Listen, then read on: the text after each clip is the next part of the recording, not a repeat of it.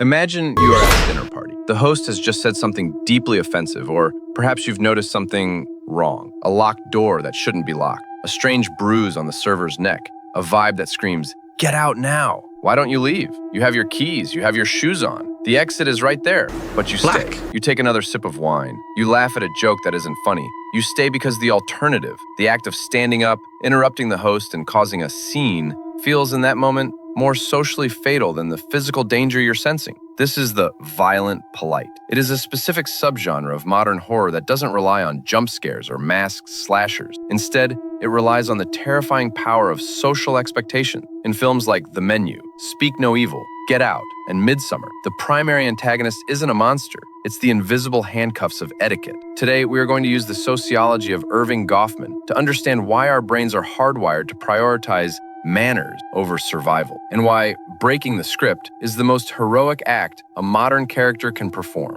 In the 1950s, sociologist Erving Goffman proposed a radical idea. Life is a theatrical performance. He argued that we don't have a single true self. Instead, we play different roles depending on our audience. He called this dramaturgy. When you're at a dinner party, you are on the front stage. You have a script. You have a costume. Most importantly, you have a face. Goffman defined face as the positive social value a person claims for themselves. To lose face is to fail the performance. It is a form of social death. In the 2022 film Speak No Evil, we see Goffman's theory taken to a lethal extreme. A Danish family visits a Dutch family they barely know. From the moment they arrive, the boundaries are pushed. The hosts are aggressive. They ignore dietary restrictions, and they are emotionally manipulative. Yet the Danish couple, Bjorn and Louise, stay. Even when they try to leave in the middle of the night, they end up coming back because they feel bad about being impolite. Goffman tells us that we are all performative co-conspirators. We want the show to go on because if the performance breaks, the social reality collapses. Bjorn and Louise aren't trapped by offense. They are trapped by the script of being the good guests. The horror isn't what the villains do to them. It's what they allow the villains to do to them in order to avoid an awkward conversation.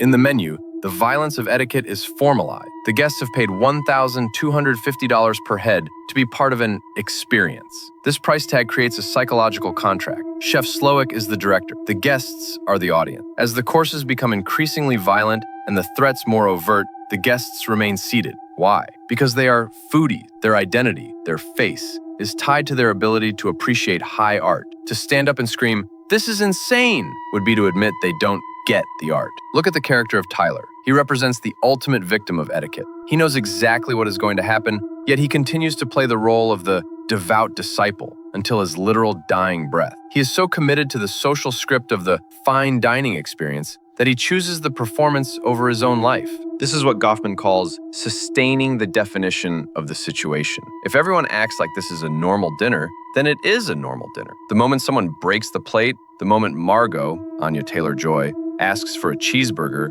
the spell is broken. She refuses to play the guest. She plays the customer. By changing her social role, she changes the rules of the game. In Jordan Peele's Get Out, the violent polite takes on a racial dimension. Chris, the protagonist, finds himself in a nightmare of polite microaggression. The white characters are over-the-top welcoming, yet their questions are dehumanizing and fetishizing. Why doesn't Chris leave the party immediately? Because as a black man in an all-white space, the social cost of making a scene is higher for him than for anyone else. If he reacts with the anger the situation deserves, he risks being labeled as the aggressive outsider. The Armitage family weaponizes hospitality. They use the front stage of liberal politeness to mask the backstage of horrific violence. Chris is forced to remain a good sport while his autonomy is being stripped away. In this context, etiquette is a camouflage for predatory behavior. The horror is the realization that politeness is often just a way to keep the victim still while the predator prepares the knife. Finally, we have Midsommar. This is the ultimate polite horror movie because the violence is communal. In the Horga cult, there is no backstage. Everything is a shared performance. When Danny and her friends arrive, they are treated with overwhelming warmth. They are given flowers, robes, and food. But this hospitality is a debt. In anthropology, this is known as the gift, Marcel Mauss. A gift is never free. It creates an obligation to return the favor. By accepting the cult's etiquette, by wearing their clothes and eating their food, the protagonists are slowly absorbed into the cult's social script. The violent polite here is the pressure to conform to the group's emotional state. When they witness a horrific ritual, the cult members don't run. They explain it politely. They frame it as tradition. The horror of Midsommar is the loss of the individual self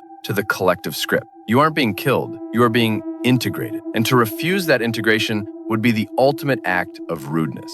So why is etiquette the scariest part of horror? Because it's the one monster that lives inside us. We can run from a ghost, we can fight a killer, but how do you fight your own desire to be liked? How do you fight the evolutionary instinct to stay in the tribe, even when the tribe is sharpening the axes? Erving Goffman showed us that we are all fragile performers. We spend our lives building a face, and we are terrified of the moment that face cracks. Horror movies like The Menu or Speak No Evil are cautionary tales. They remind us that social norms are not just manners. They are a form of soft power. They are the invisible handcuffs that keep us in our seats while the house burns down. The next time you're at a dinner party and something feels wrong, remember these films. Remember that politeness is a choice, not a law. Sometimes the most heroic thing you can do is be rude. Sometimes to save your life, you have to be willing to cause a scene. If you want to keep exploring the intersection of blockbusters and big ideas, subscribe to Popcorn and Plato. Leave a comment below. Have you ever stayed in a situation just to be polite? We'll see you at the next table. Stay curious and stay rude.